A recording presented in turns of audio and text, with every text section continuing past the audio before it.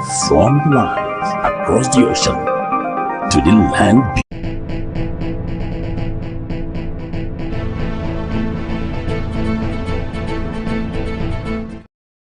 And happy Thursday to you. Welcome to Atlantic Blowout on Atlantic Television Network. This is a syndicated live program of the network featuring chit-chatting and conversation on special interest topics, news events, and stories through correspondence reports, expert opinion, and stakeholders analysis. On the headlines for today, we have the first from Kano State, that Sanusi has said, I will offer advice to Tinubu. And the insecurity now reiterates drone ban in Northeast.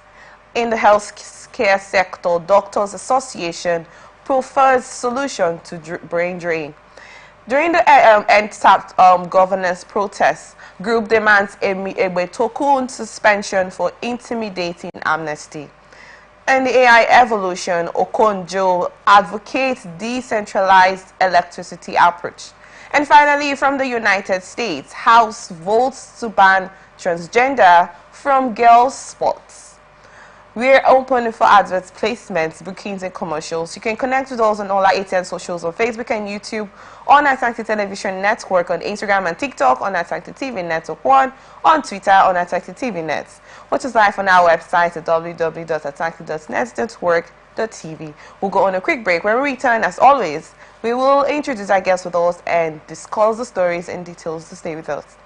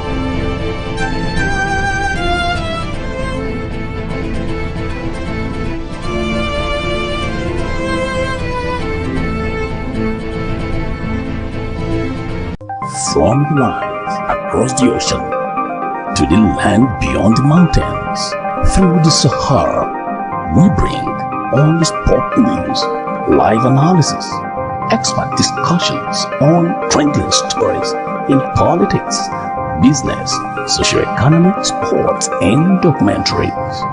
So catch all the updates on the happenings around the globe. Stay focused on the fact today. Only on ATN.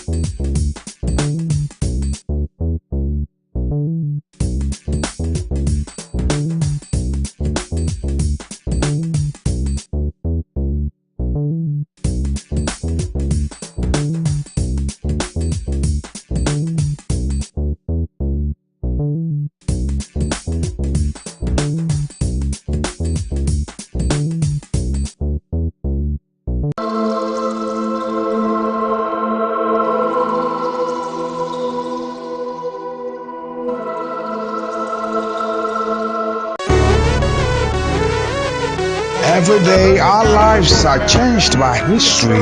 We are one people, all of us. Leaders, politics. Nobody's ambition is what I have fought very firmly. Natural occurrence, war, and the world economy. I belong to everybody and I belong to nobody. ATN covers it all on ATN Politics today.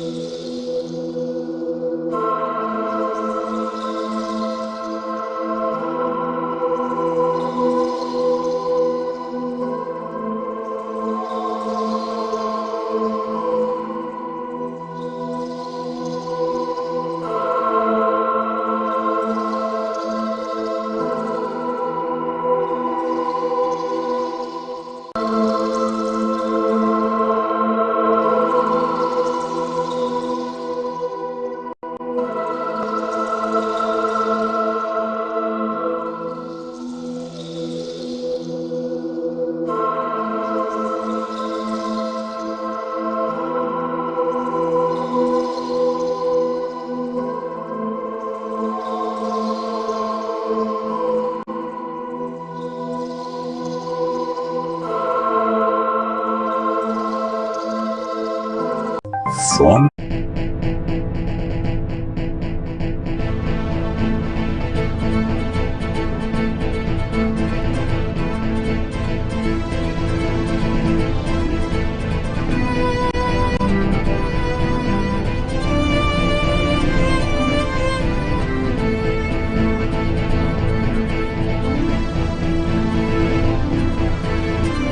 Welcome back.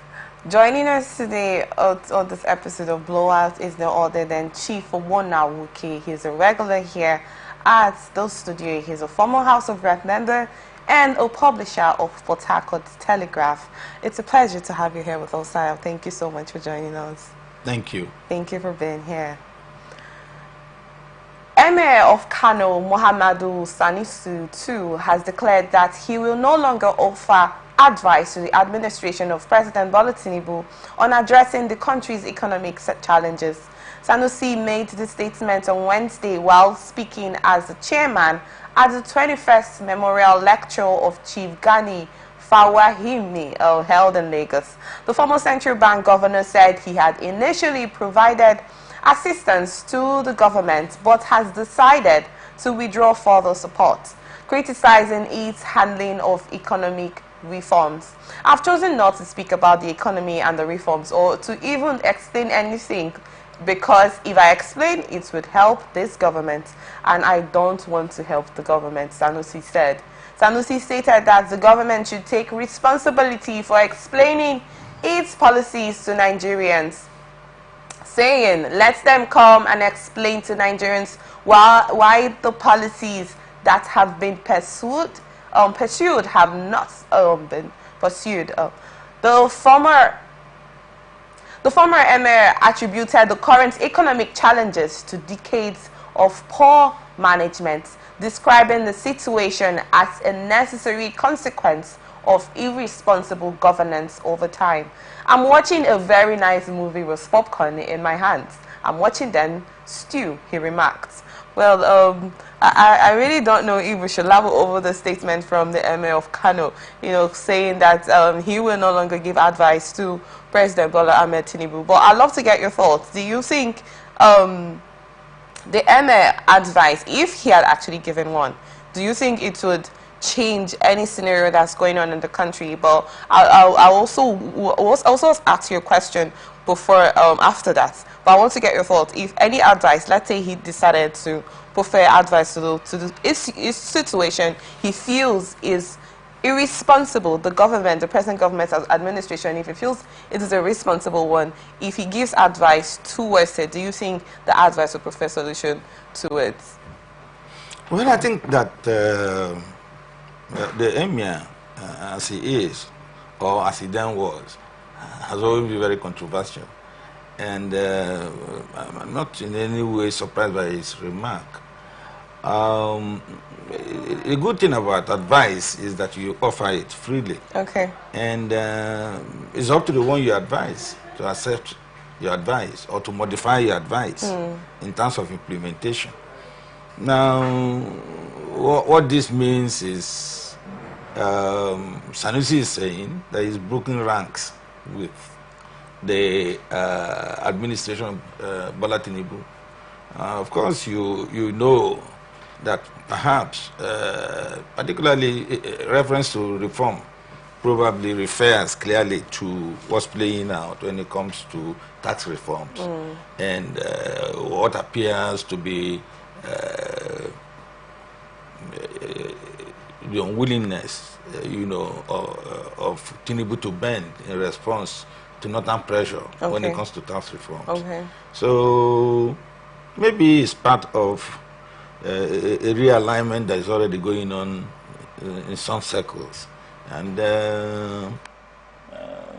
part of a feeling, on the part of usually outspoken Sanusi that perhaps I don't talk to people who are deaf, So reference to popcorn, is watching a movie and all that. The difference is that this is a serious movie. Nigeria is just not a film, and events are taking place. True. Of course, I'm glad that he knows that what we have is a combination of many years of misgovernance in his words. So someone and some group of people are trying to find solutions. It will not be easy to deal with all of those issues clearly. But our thinking also is that knowing the position he occupies as a traditional ruler, there are certain comments that should not be made by him. He's not a down the cliff politician. If he wants to play politics, he should remove the toga of Emir of Kano. You know, and if he wants to offer advice, offer it behind closed doors. The era when traditional rulers were in front are long gone. Even in Emirates across the world, there are governments, and you treat government with some level, you know, of respect. For Sanusi to come on, out in Lagos at a Fahimi event to say that he will no longer offer advice, that if he provides advice, they will succeed. They will succeed. Yes, so that's why I what asked he's you, saying, do you think if he had actually what he's saying advice, is that he wants administration to fail. But if this administration fails, all Nigerians have failed. That's the point. Oh yeah, you Chief, you mentioned of the position he occupies as the emir and certain words that should not be said in public. You know, in this instance, do you also agree with him that the present administration has actually failed Nigerians? In essence, that he's saying that there are certain things that has not been, policies that has not been favorable to Nigerians. Do you agree with him that in that instance that is really true? Okay, since we are talking about films, borrowing from the Emir, many years ago I watched a film, Anzio, and but one thing struck me about Anzio, the catchword or catchphrase, there are many roads to Rome. So what this means is that there's not one route to finding solutions to the Nigerian problem. Many people are tinkering with it. Okay. Many people are thinking outside the box. Many people are willing to salvage a country that needs to be put on a trajectory of growth and development. And for me, nobody.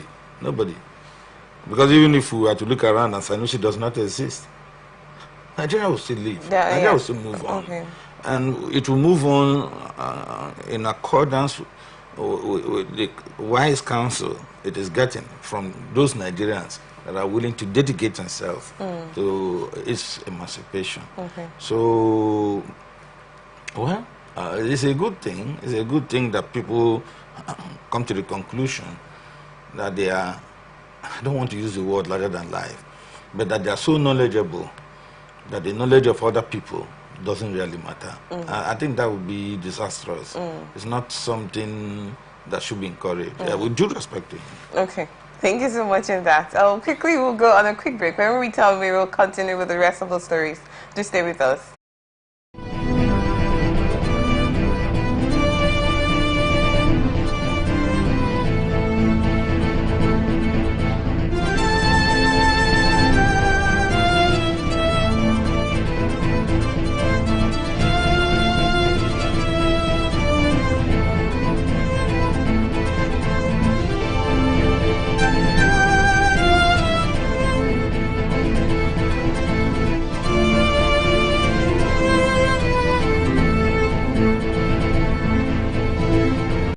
From the lines across the ocean to the land beyond the mountains, through the Sahara, we bring all the sport news, live analysis,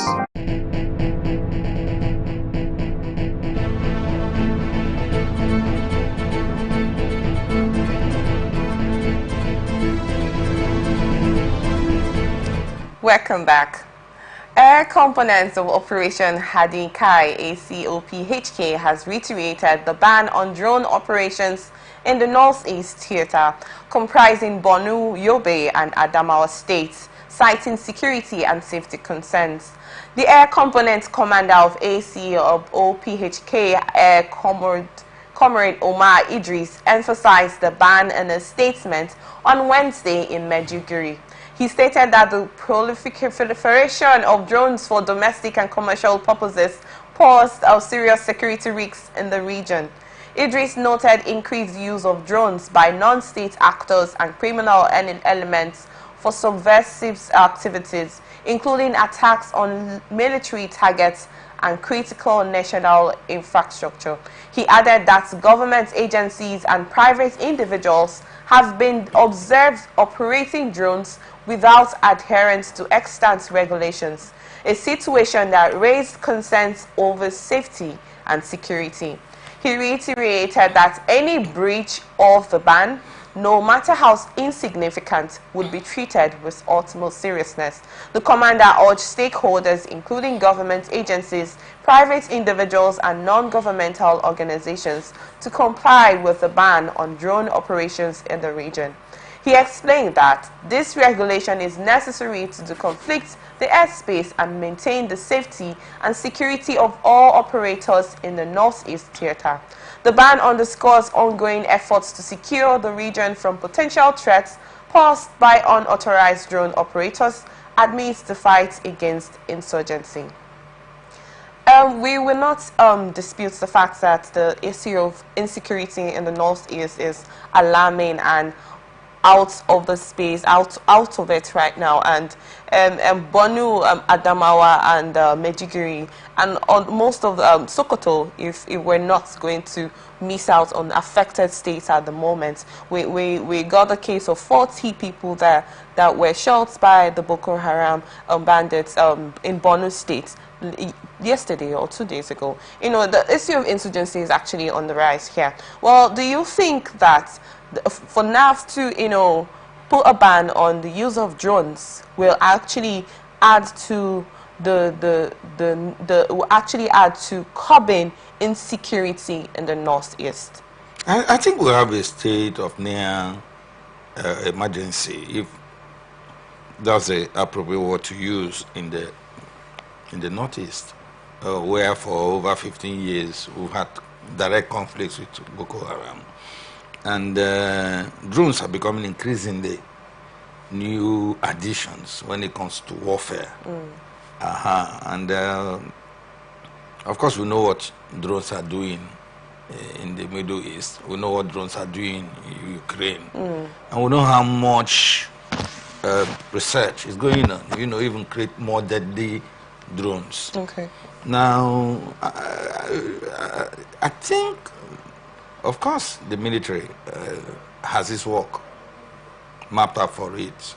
We expect that they have access to radar and they can spot both friendly and unfriendly drones.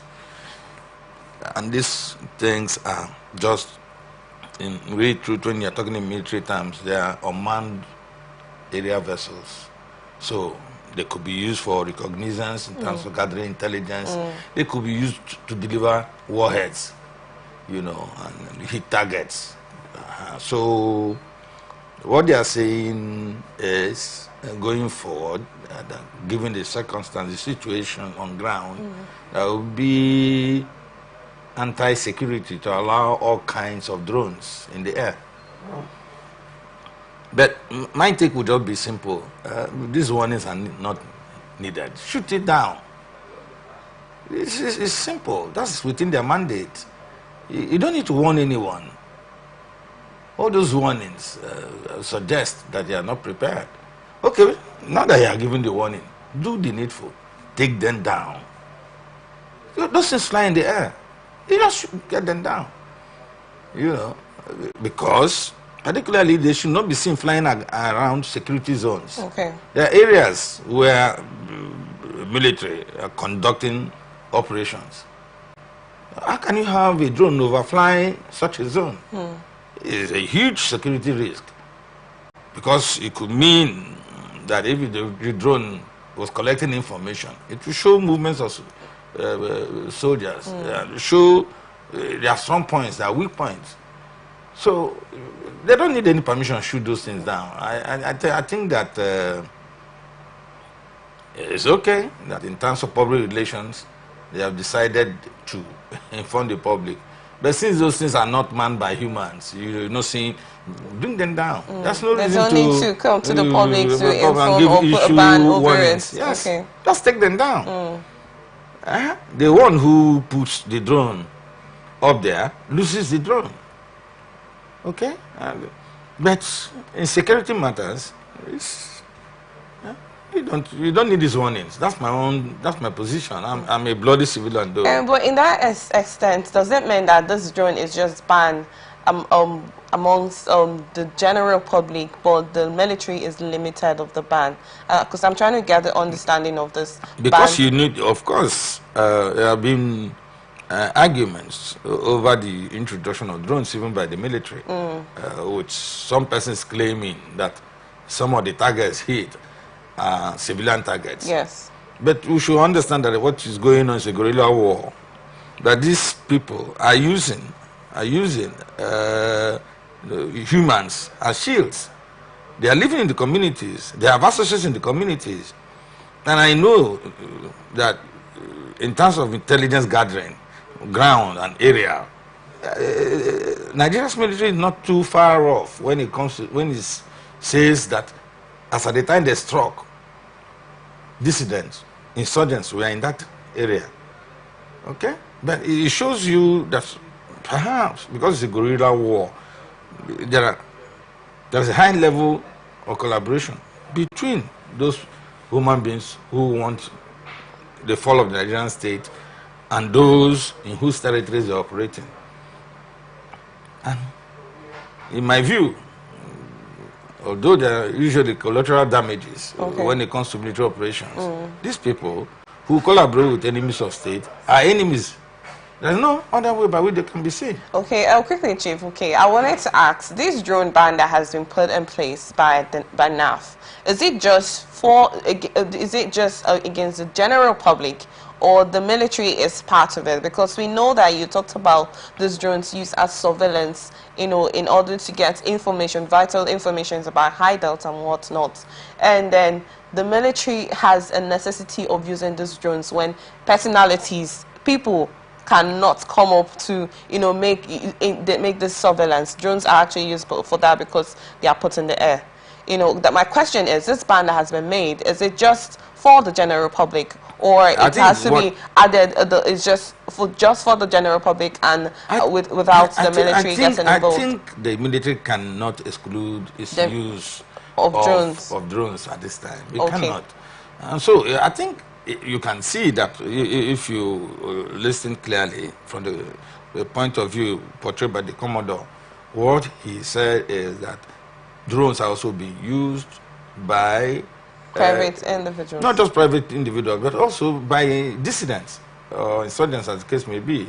If you like, call them bandits, all kinds of names. So the military needs its drones, particularly in difficult terrains, to get appropriate information, aerial information about what's happening on ground. Now, even if it decides to use to deliver explosives to targeted hideouts of these agents that don't like peace in Nigeria, then so be it. But I think what they are trying to say is that going forward, they we will not accept all the drones outside the military. Or just all kinds of drones in the air, particularly within the periphery of the northeast. Not just northeast, of security operations. Okay. Because if you are putting a drone in the air, then what do you want to see? What do you want to find? Lastly, I have a question. This drone situation that's been up, let's go back. Let's take a back check on the issue of insecurity in the northeast, and lots of lives that have been lost in the quest of ending this insurgents going on right now. Do you, in your thoughts, think that the military has actually put things in place? They have actually done what, to an extent, a commendable action, you know, in order to end this insecurity in the north? I think that year after year, time after time, the military has tried to upgrade its operations. Defending the nation is its major assignment.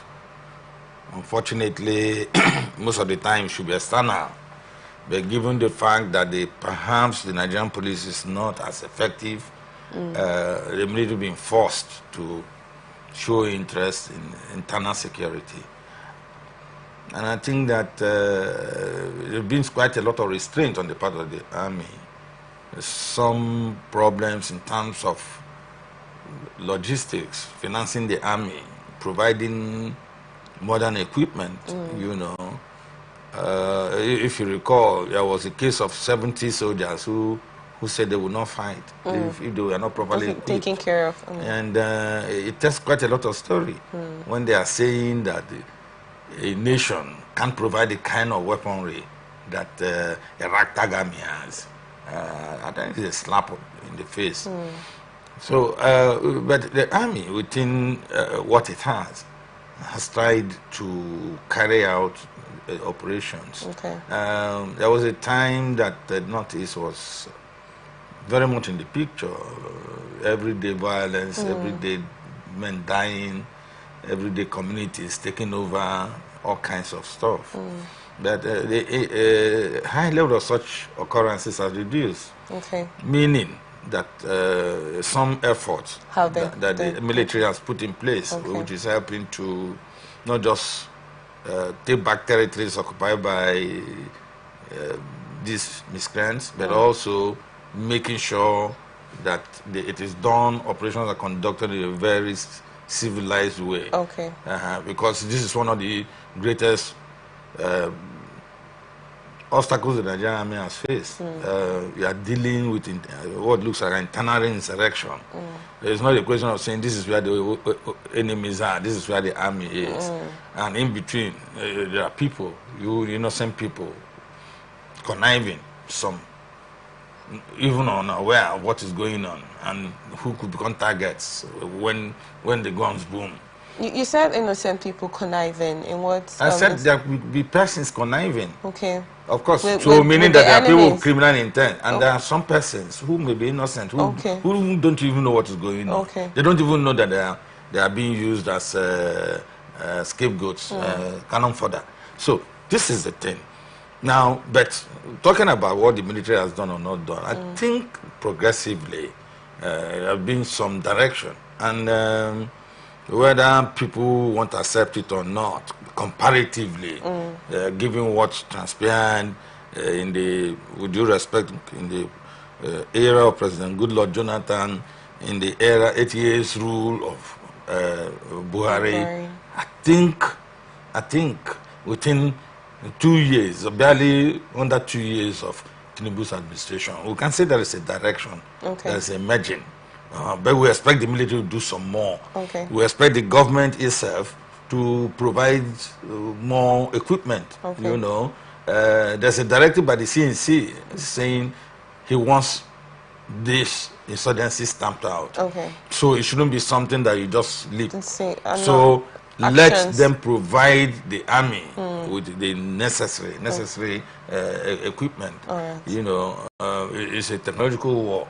We don't even need to send soldiers into harm's way. We can fight them with technology, blow them off the earth.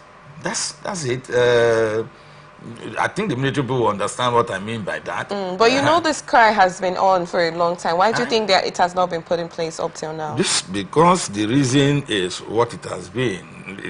Don't forget that in this country, somebody was tried. They said money approved for military operations was diverted. They approved 50 billion naira. They're asking for an extra 20. Look, maintaining security is not an easy thing. Okay. And that's why you don't even talk about security votes in the open. All right. You know, but it's critical that when those monies are voted for, crying out loud, that they are used as intended. Okay? Okay. Countries are... Look, the projections many years ago of where the Nigerian army would be or where Nigerian Air Force would be where the Nigerian Navy would be. It's not where we are. But I was happy there was an occasion I attended recently where the Nigerian Navy was talking about the first Nigerian submarine. And I thought that sounded, for me, as a Nigerian, that sounded interesting. Because we cannot say we'll be in total control of our waterways, that will realize the benefits of the blue economy without water masses that fall within Nigeria's territory, you know. So I'm being also able to, as a great force, emerging force in West Africa, you know, to get beyond our boundaries, to drive peace moves, as we have done in countries like Liberia and stuff, is a critical element of what the new look Nigerian army should be. Okay. And I expect that if the Tinubu administration is pragmatic enough, that we will understand the need. Because if you cannot protect what you have built in peacetime, then you have nothing. Thank you. Well, yesterday was Fallen Heroes Remembrance Day, if I'm not mistaken. And we actually commend the military for the efforts have been put. And we hope that more efforts will be put into curbing insecurity in Nigeria, especially in the northeast. Well, moving forward, Nigerian Medical Association, NMA, says establishing a standardized pay scale for healthcare workers will bridge the gap that often pushes talent from the country. The vice president of the association, Benjamin Olowo-Jebutu, said this in an interview with the news agency of Nigeria on Wednesday in Lagos. Mr. Olowo-Jebutu noted that stabilizing the healthcare workforce through fair and equitable pay will ensure a system that is resilient, effective, and ready to serve future generations. He said healthcare is about saving lives and maintaining a sustainable system that could attract and retain the best talent. He, however, said Nigeria, like many other nations, faces persistent challenges in achieving this.